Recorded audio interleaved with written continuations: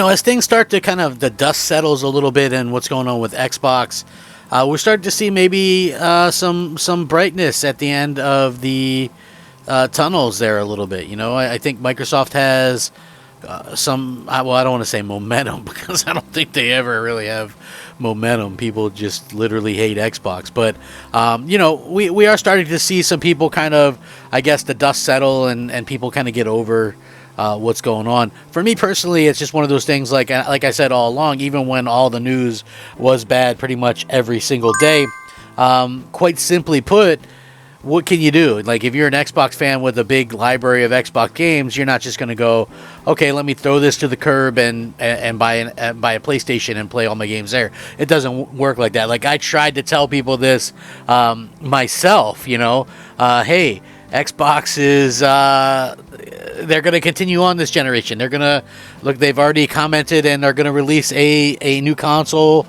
next generation. So we kind of already had these ideas and things, but I think that where Microsoft is concerned, where things can get a little bit crazy, is in the fact that right now what's going on is Microsoft has to worry about getting great content. Like, forget all the power, all that kind of stuff. You've got over 20 million people with your platform, and you need to get some quality content on there. I think that's the most important thing that people kind of have to realize just going forward. You have to have something there to realistically take advantage of what they have to offer. So this looks like this is just what people have been asking for a while now, and thankfully it looks like we're going to be getting some games. Like, Microsoft claims that they're going to be able to do so many of the biggest games and things like that. Is that going to be an accurate thing? I mean, we've seen games skip Xbox already, and that's an unfortunate thing. That continues to happen. At the same time, what can they do about it? I mean, Microsoft, to be honest with you, can only realistically do a couple of things. They have to pay, which they put themselves in that position, to be honest with you, where they have to pay to keep games going. So obviously a lot of Xbox fans lament the fact that we don't have stuff like Final Fantasy on our platform, and that's an unfortunate situation to be in.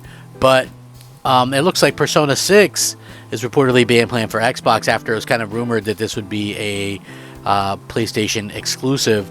Although, honestly, they've been putting these things in Game Pass, so it only makes sense to continue to put it on Xbox. You might find a bigger audience there. I know these games are usually very well received, but I don't think they usually sell very well, particularly in like the US and things like that. So, we'll see what happens with that. But it does look like that game is going to be launching on Xbox as well on, you know what I mean? So that would be some good news. I think that's the thing that Microsoft has to do going forward. You have to be able to go out there and have these games and at least be able to offer them. I think that's a big selling point. Yes, Xbox will never be as big or sell as much as PlayStation, but at the same time, you've got to offer the things that Sony does offer themselves. So, that's going to be the big change in kind of the future and what Microsoft can kind of work out for the fans. If you're a fan of Xbox, I'm sure that you want to see as much as possible end up on the platform, and that's exactly what they need to do. They need to be able to offer stuff like this on the platform, and according to this leak, that's exactly what's going to happen.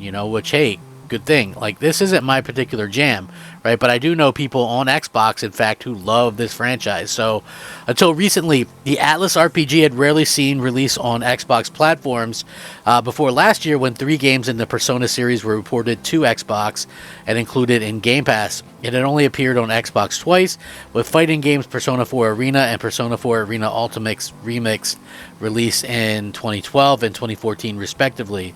There's a strong case for the fresh interest from Atlas and Xbox, according to a notable industry insider, and I use that lightly, so keep it with a grain of salt. It's planning to release the next game in the series for Xbox. From the information I've heard, it does seem that Persona 6 will be coming to Xbox, he said. I'm not 100% sure it'll be day and date with the PlayStation version, but considering the way the Persona games have been day and date with multi-platform releases to this point, it may be a safe assumption to make. Another reliable Atlas insider recently claimed that Persona 3 Reload and Metaphor ReFantazio are coming to Nintendo Switch 2. Doesn't make a difference to me. Persona 3 Reload is a remake of the 2006 RPG, which was originally released on PS2. Fantazio was originally announced as Project ReFantasy back in 2016, and is the first original RPG by Studio Zero. So, yeah, looks like that's some good news for Xbox fans. I know a lot of you will probably be looking forward to that. I think, we could be at a particular time that, gamers are, going to very much get used to some of this stuff. So, as an Xbox fan, I think like, hey, cool. We're getting more games, even if they're not my type of games. I know people probably don't understand that thought process that I have with that, but like something that, and this is only something that I've realistically come into the realization of over the last few years, is that not every game is for me, right? Not every game is for me, and that's okay, right? Not every game has to be for me. Not every game is going to be for me. Not every game is going to be a type of game that I like, and that's fine, because you have to, as these companies go on, have to realistically have games that appeal to such a wide variety of people that that everybody can kind of have something to play, and that's exactly what I think Microsoft's thought process is going forward. Now, is that going to work? It's hard saying, because they have to be able to continually add games and continually have games that people want, and that's going to be, I think, the biggest change in the future. Are they going to be able to have these amazing games? I don't know.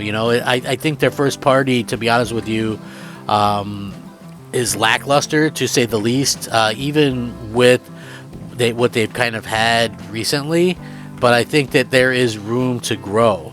There is definitely room to grow, and we'll see kind of what's happening there. I think if they can continually release the games that we want to see them release, that we'll see something like that, right? Like, that's, I think, the important thing. Like, you have to be able to have something that appeals to everybody, all different types of gamers. So I think they have the start of that. You got your Starfields, you got your Forzas, you got your Everwilds. You gotta, I think, get some of these things out, though. That's the key point. Anyway, let me know what you guys think. Rack 'em up. Crap Gamer out.